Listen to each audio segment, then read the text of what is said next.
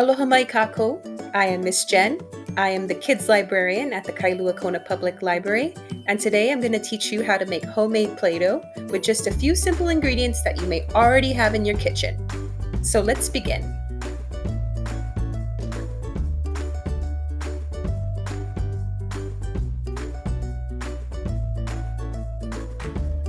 For this project, you are going to need lukewarm water, all-purpose flour, cream of tartar, vegetable oil, salt, and if you would like to color your homemade Play-Doh, you will also need food coloring. You can find a comprehensive list of all the ingredients and materials you'll need for this project in our video description.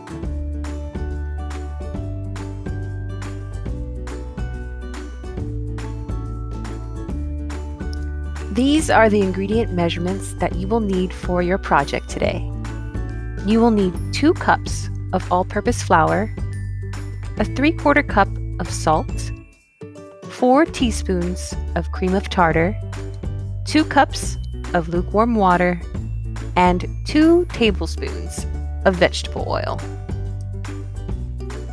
Once you have your ingredients measured out properly, it's time to get a large pot and a spatula to mix your ingredients together.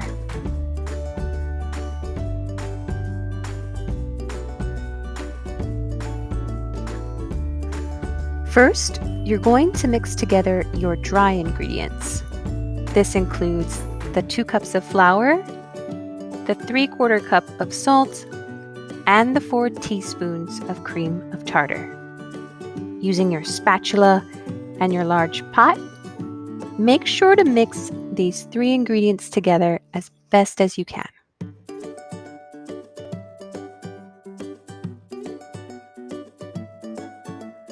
Next, you're going to mix in your wet ingredients. And for this part of the mixing process, you're going to switch out your spatula for a whisk.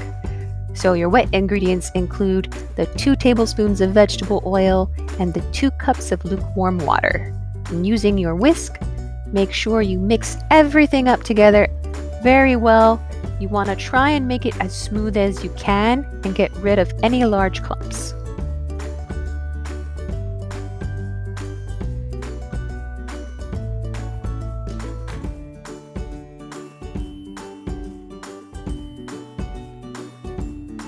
Once you have your ingredients mixed together as smoothly as possible, it's time to cook. And for this portion of the project, we highly recommend that you have an adult partner to help supervise your cooking process or to do the cooking process for you.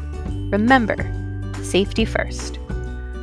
So, you're going to cook your Play-Doh over medium heat and you're going to stir it constantly. So what's going to happen is eventually your liquidy mixture will solidify. So it's good to start with your whisk in the beginning to get all of the liquid mixed together, and once it starts to thicken, you can switch over to your spatula. And you might have to switch between the two to make sure that you get everything incorporated and mixed together as best as you can. So just keep stirring, and eventually you'll end up with a nice ball of Play-Doh.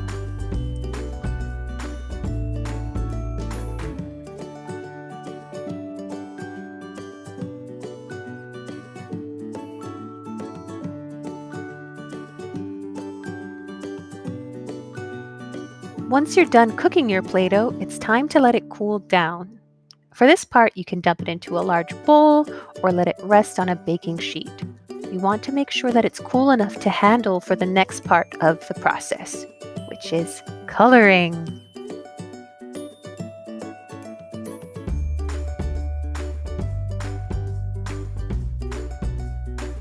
Once your Play-Doh is cool enough to touch, it's time for my favorite part of this project.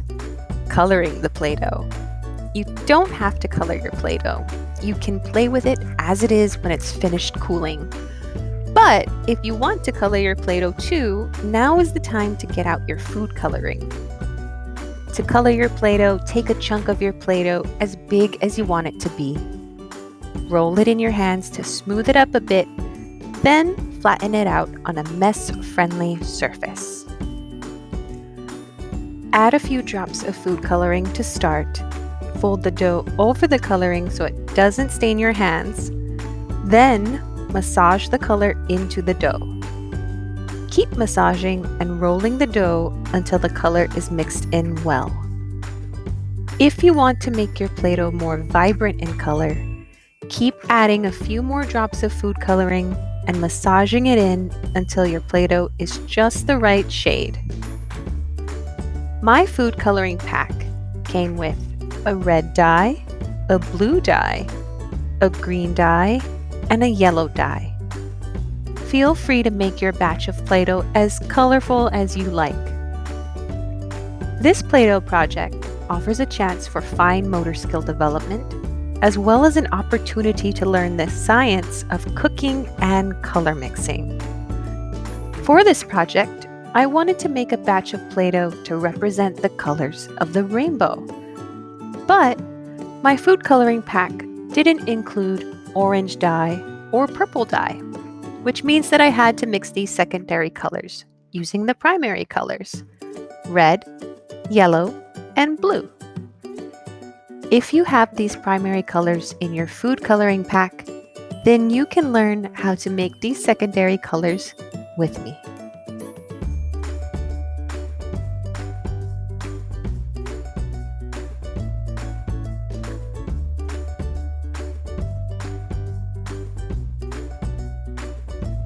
Using the primary colors, yellow and red, you can mix and create the secondary color, orange.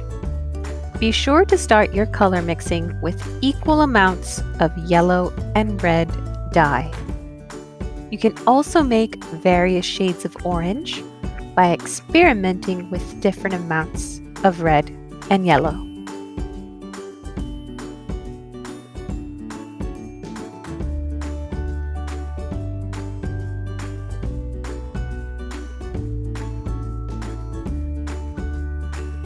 Using the primary colors blue and red, you can mix and create the secondary color, purple. Start with equal amounts of red and blue dye, then massage it into your Play-Doh. I wanted a bright purple Play-Doh, so I added more red dye to my mixture. Feel free to create the shade of purple you like best by experimenting with different amounts of red and blue.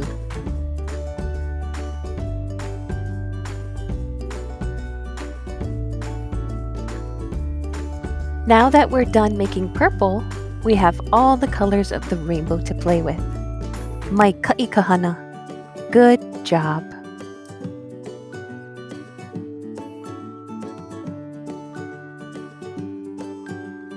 Hooray! You did it! You learned how to make homemade Play-Doh. Now it's time to play with your Play-Doh. Play-Doh can be sticky, so it's best to play with it on a mess-friendly surface. Cookie cutters are great tools for crafting Play-Doh. When you're done creating all kinds of wonderful things, be sure to protect your Play-Doh by storing it in an airtight container. Mahalo nui for joining me in making this fun, family-friendly project. Be safe, be well, and take care. Until we meet again, ahui ho.